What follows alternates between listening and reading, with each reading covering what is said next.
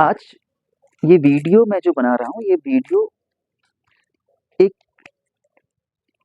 फल जो एक नॉर्मल एक पहाड़ में मिलता है, छोटी-मोटी दुकानों में जो आप लोगों के हमारे सब्जी विक्रेता होते हैं पहाड़ों के, वहाँ पर कोई फल मिलता है।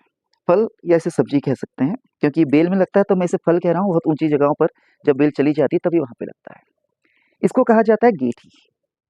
बायोलॉजी में या इसका बॉटेनिकल नाम डायोस्कोरिया बल्बीफेरा है और इसे आपका आयुर्वेद अमृत मानता है। आयुर्वेद के अनुसार ये बहुत सारी दवाइयों का निवारण करता है और आयुर्वेद इसको कहता है बारही कंद। ये एक कंदमूल है, ये हम कह सकते हैं कि आप बताइए एक जंगली प्रजाति का है और इसका संरक्षण बहुत ज़्यादा ज़रूरी है और संरक्षण इसे तभी मिलेगा जब इसे पब्लिसिटी मिलेगी। पब्लिसिटी करने के लिए आप हैं, ये गेठी जो एक साधारण से दिखने वाला फल है, सबसे पहली बात ये हमें नवंबर से लेकर फरवरी तक का खाने को मिलता है और जो ये गेठी है इसकी तासीर गर्म होती है। मतलब इसकी जगह पर हम अगर इस आलू को देखते हैं, जो अभी जो आलू आता है, क्योंकि उत्पादन बहुत ज़्यादा करना है, जनता को खिलाना है, तो ये आलू आप अगर 5 या 6 दिन रखते हैं, तो ये सूख रहा है, क्योंकि इसमें खादें पड़ रही हैं। और जहाँ पर कोई गेठी है, इसमें कोई खाद नहीं पड़ती, बहुत कम जगह लेता है। इसका एक बीज अगर हम डाल देते हैं, तो अप्रैल या मई में इसमें से कली फूट जाती है या इसमें तोर आने लग जाती है, जिसको हम पहाड़ी में तोर कहते हैं। और वो तोर अगर कहीं पर को उसे सपोर्ट मिला तो वो ऊंचा रेलिंग में, पेड़ की टहनियों में वहाँ जाता है और लास्ट में अ, अगस्त लगभग से यहाँ पर फूल देकर उसमें फल आने लगता है। ये फल का रंग है जो हल्का सा ब्राउनिश है, चमकीला है। अंदर से जब हम इसे खोलते हैं तो ये थोड़ा सा मटमैला टाइप का, इसका मतलब एक फल का रंग एक अलग सा है।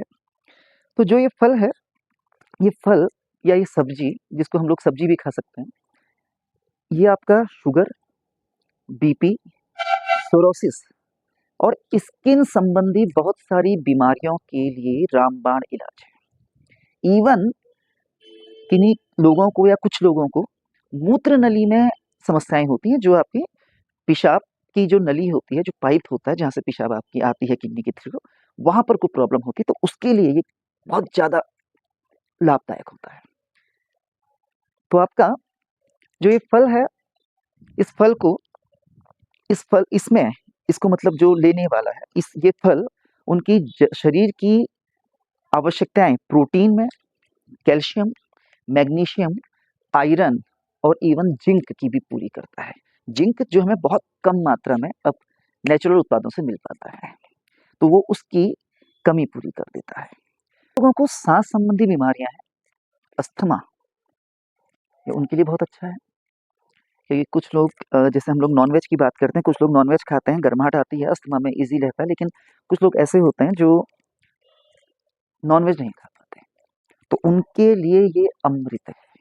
अस्थमा में, पेट संबंधी बहुत सारी बीमारियों को, इवन जिनको पाचन तंत्र में प्रॉब्लम होती है, ये उसे भी ठीक करता है। कभी ध्यान दीजिएगा, आप आलू की सब्जी खाइए जिसमें आप गरम चीज़ें नहीं डालते, लहसुन, प्याज या इवन गरम मसाले, तो ये कुछ अपच करती है कभी-कभी, लेकिन गेठी के साथ ये चीज़ कभी नहीं होती है।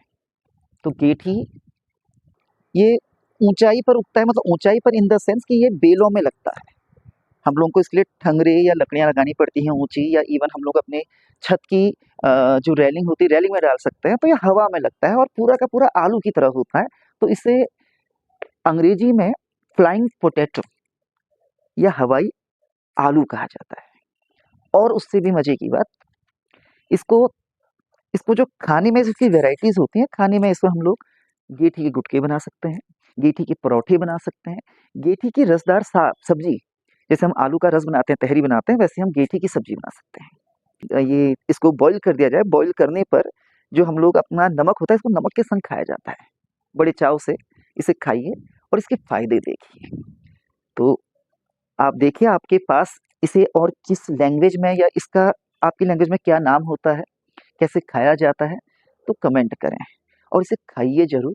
इस प्रजाति को संरक्षण की आवश्यकता है और आलू से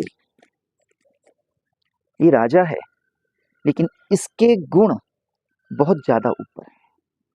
ये बहुत ज़्यादा ऊपर गुण रखता है कंपैरिजन टू आलू और द पोटैटो। आलू में आपका एक अच्छा खासा एरिया चाहिए, इसे कुछ एरिया नहीं चाहिए। अगर आप एक बल्ब इसका लेकर ज़मीन में लगा दें आप कोने पर, तो आपको अगले सीज़न में अगर वो बल्ब आपका उसमें कली फूटी, उसमें पेड़ आया, तो कम से कम 3-4 किलो गेंठी दे देता है।